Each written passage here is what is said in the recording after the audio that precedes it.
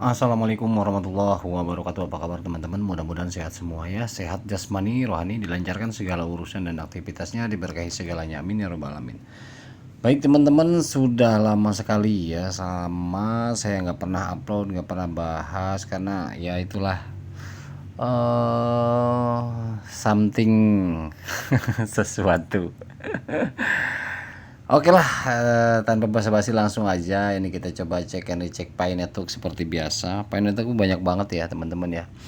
Yang Japri yang nanya, Bang Arul, Pi Network itu sebenarnya gimana sih prospeknya ke depan dan lain sebagainya. Saya selalu mengatakan dari dulu bahwa ini punya prospek, tapi memang butuh waktu. Masih banyak yang Pi Network belum selesaikan.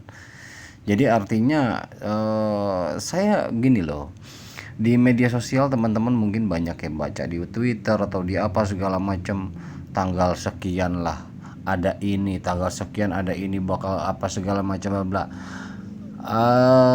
Udahlah, artinya gini, kita biarkan saja. Artinya saya ambil intinya aja, dari dulu juga saya sampaikan, ada rezeki simpan koinnya, selesai, lakukan aktivitas yang lain gitu loh. Jadi nggak usah nunggu-nunggu, harap-harap cemas dan berharap berlebih, karena memang ini masih on proses ya, masih lama. Ini integrasinya masih banyak yang harus diintegrasikan teman-teman. Kalau diceritain satu-satu ya bisa waktu berapa jam kan, artinya begitu teman-teman ya. Nah sekarang kan baru-baru ada integrasi game, nanti kita lihat ya.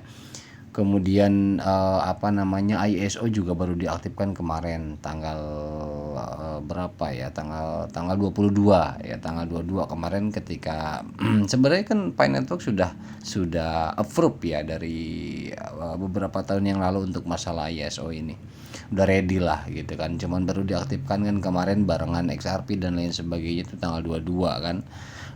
Kemudian XLM, dan memang saya melihat potensi ya, tapi potensi di sini jangan disalahartikan. Rata-rata melihat membicarakan masalah bullishnya satu yang akan ya, tapi bukan sudah terjadi, tapi akan terjadi bullishnya itu seakan-akan dalam waktu dekat. Tidak seperti itu. Artinya gini teman-teman, untuk SLM, XRV, ya Pi, kemudian Bitcoin, ETH jelas lah ya, kalau yang sudah lama itu kan akan bullish, tetapi bukan berarti minggu besok atau mungkin besok, minggu besok, bulan besok, bulan berikut, kita nggak pernah tahu. Market itu nggak pernah tahu karena fluktuasi. Nah, Pi Network ini mengikuti itu semua, mengikuti fluktuasi. Adapun masalah orang paham di luar sana tentang ganda, harga ganda dan sebagainya, saya nggak ikut ya. Artinya gini, saya percaya Pinetic adalah proyek yang bagus, akan memiliki nilai yang bagus, tetapi kapan itu saya tidak bisa pastikan. Saya juga tidak tahu karena ngikutin market.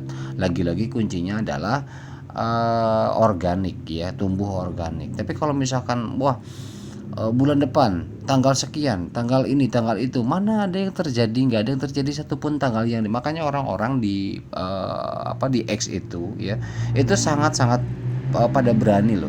Jadi bukan hanya orang biasa lagi, orang-orang yang mereka pakar itu dan sebagainya mengatakan bahwa tanggal sekian akan kenaikan harga, berubah segala macam bla bla. Mana yang terjadi? Nggak ada satupun ya. Jadi secerdas apapun ahli kripto dan sebagainya, ya maksudnya artinya gini, mungkin kalau untuk pengembang lainlah urusannya, tetapi ini maksudnya analisator yang ada di media sosial yang mengatakan tanggal sekian bakal ini segala macam, gak ada yang terjadi satupun. Artinya teman-teman, itu hanya untuk informasi saja, ambil benang merahnya bahwa memang potensi itu ada. Kita lihat ya, potensi itu ada, tetapi tidak dimakan mentah-mentah. Artinya bullishnya itu kan bukan berarti dalam waktu singkat. Bullish kita punya koin segala macam bla bla, wah langsung harganya meledak, langsung kita kaya. Itu ya salah ya. Semua orang sih pengen gitu loh, pengen kayak gitu, tapi tidak begitu juga gitu loh ya. Artinya kan yang utama buat kita adalah sekarang bekerja ya, cari pekerjaan, cari peluang, cari bisnis dan lain sebagainya, artinya gitu ya.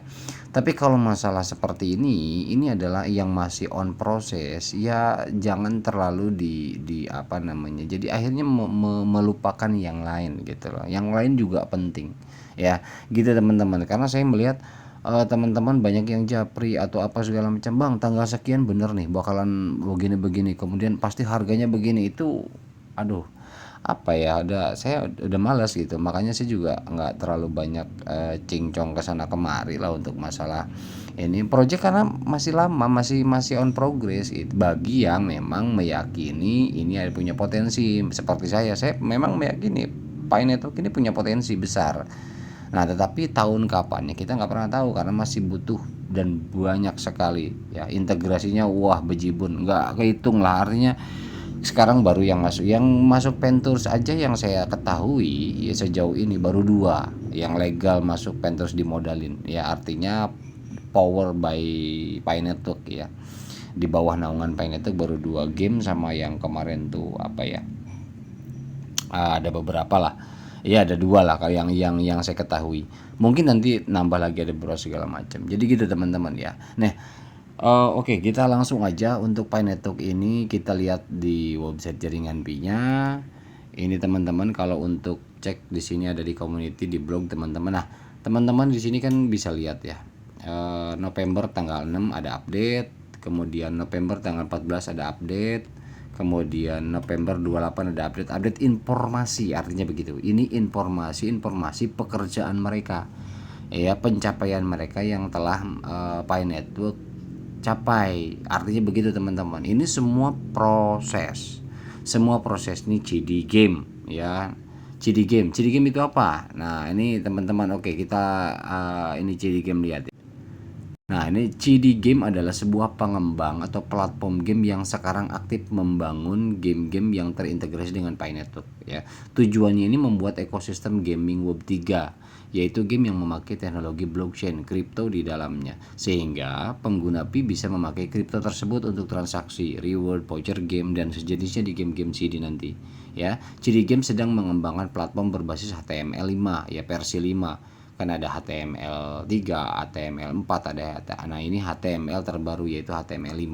Artinya bisa dimainkan di browser atau berbagai perangkat tanpa install besar. Jadi mau di komputer, mau di handphone bisa gamenya nanti kita jalankan. Tetapi kalau ada yang berbayar itu menggunakan CoinPi.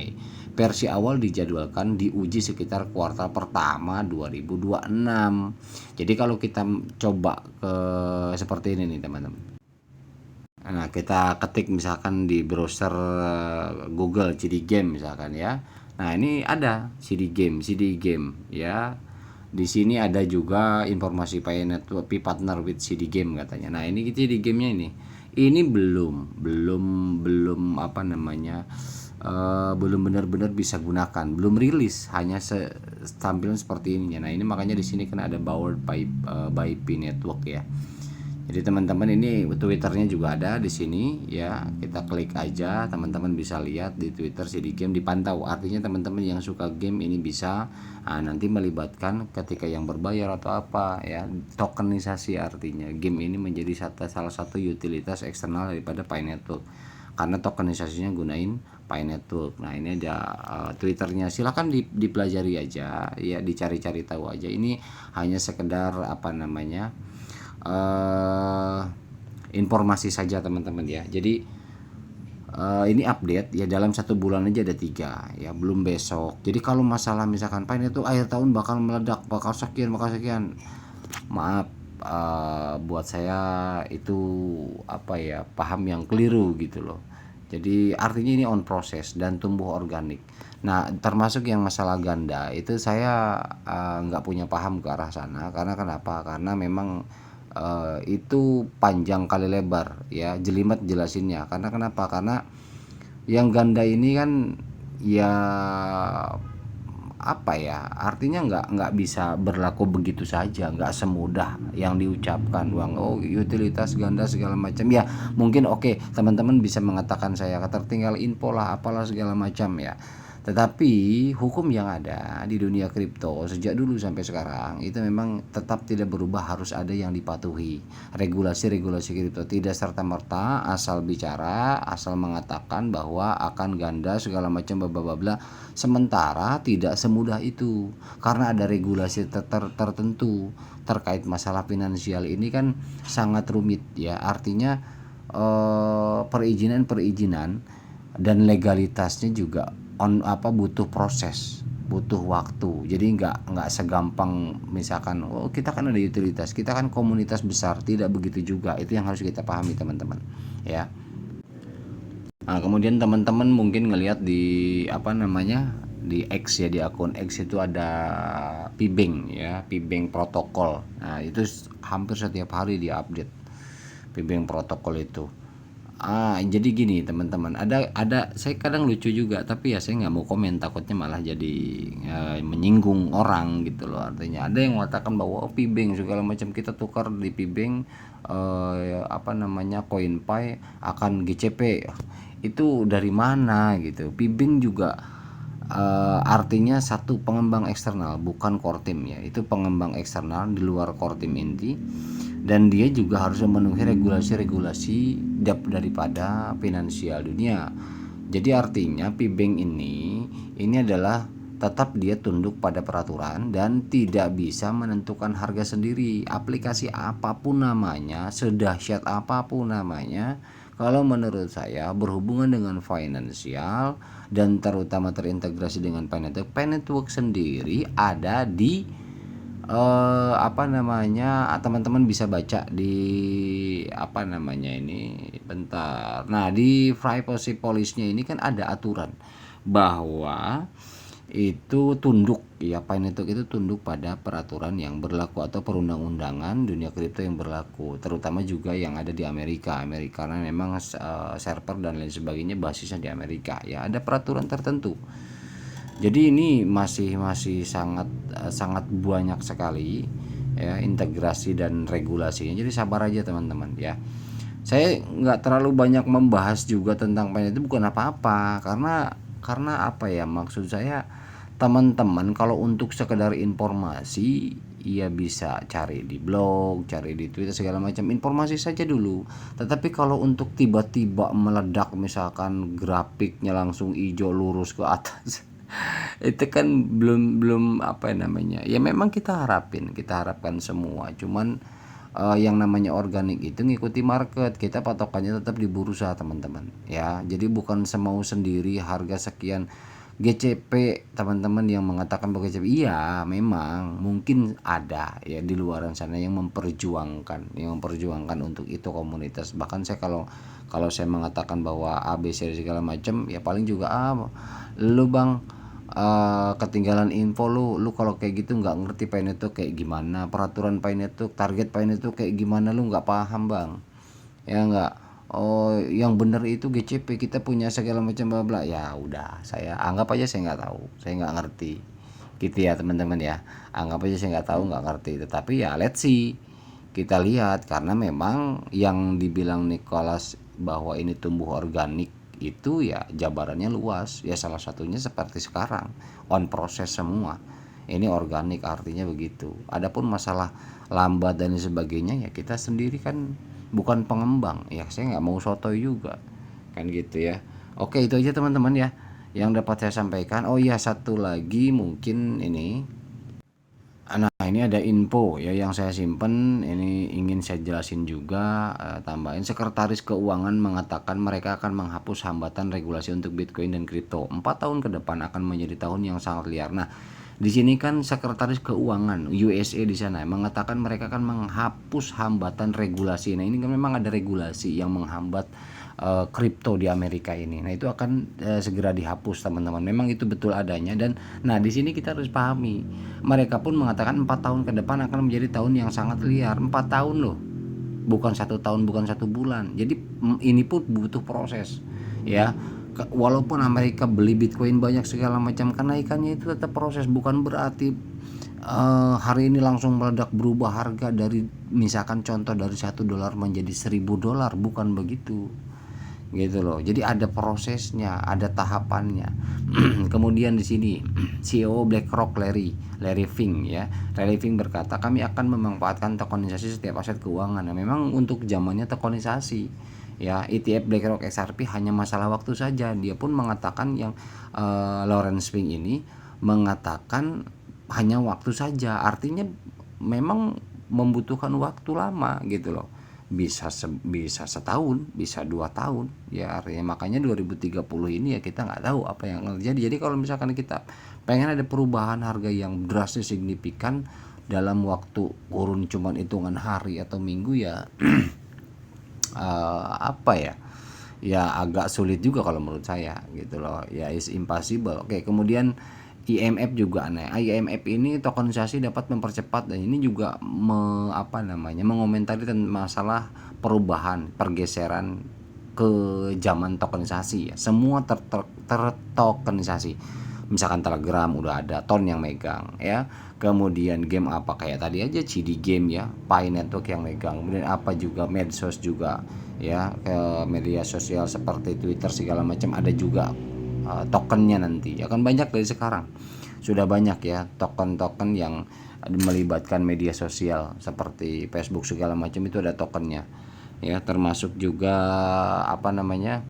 Nah, termasuk juga ini TikTok ya, ini ada tokennya, Pinetbook ada tokennya, apalagi ini jadi semua banyak tokennya nanti ya teman-teman ya.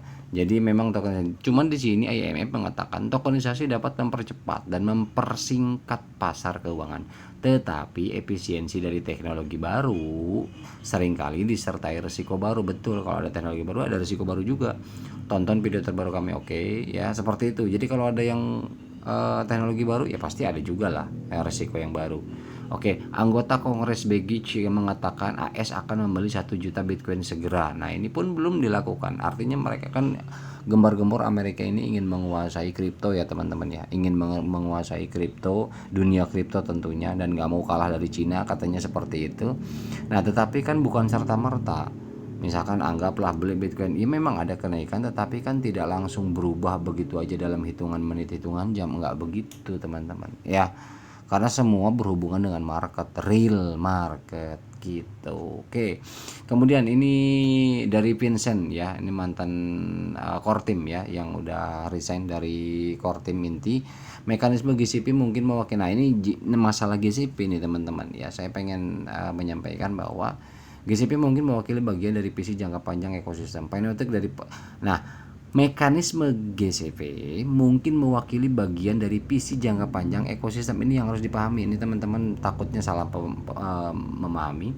Pi Network daripada ekosistem Pi Network daripada nilai yang dapat segera direalisasikan. Artinya apa? GCP itu ya menurut Vincent GCP itu mewakili bagian dari visi jangka panjang, karena dengan adanya asumsi GCP, adanya orang yang memperjuangkan GCP, akhirnya apa? Ekosistem Pi Network ini terus berjalan, terus diperjuangkan, dan itu nyampe GCP-nya kapan kita nggak ada yang tahu. Nah, katanya kalau untuk masalah proyek, memang yang dibutuhkan setiap pengembang dan proyek itu tentu ingin jangka panjang. Nah, dengan adanya GCP ini adalah kunci menjaga komunitas untuk tetap menjaga ekosistem, karena targetnya adalah GCP itu.